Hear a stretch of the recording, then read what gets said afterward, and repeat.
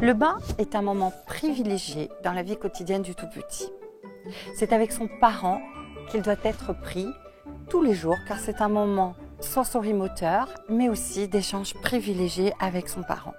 Si vous êtes amené à donner le bain à un tout petit, ce sera uniquement en cas de situation exceptionnelle. Par exemple, si l'enfant s'est souillé ou encore en cas d'horaire atypique des parents.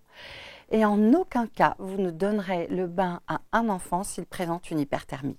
Les critères du bain, de ce soin, sont à respecter comme tous les autres critères que vous connaissez déjà, qui sont l'hygiène en premier lieu.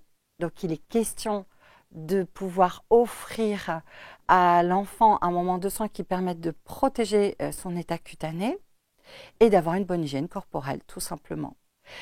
Et plus précisément, la sécurité.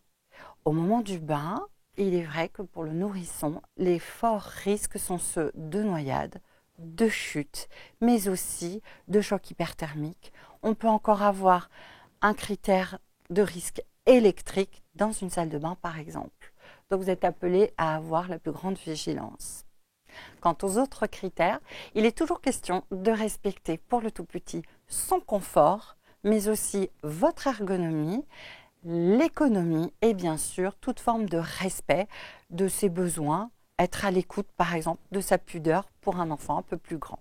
En cas d'utilisation d'un autre produit lié à la santé de l'enfant, il vous faudra impérativement avoir une autorisation, une délégation signée et écrite, soit par les parents, soit par le supérieur hiérarchique de votre structure, ou encore être couvert par un protocole.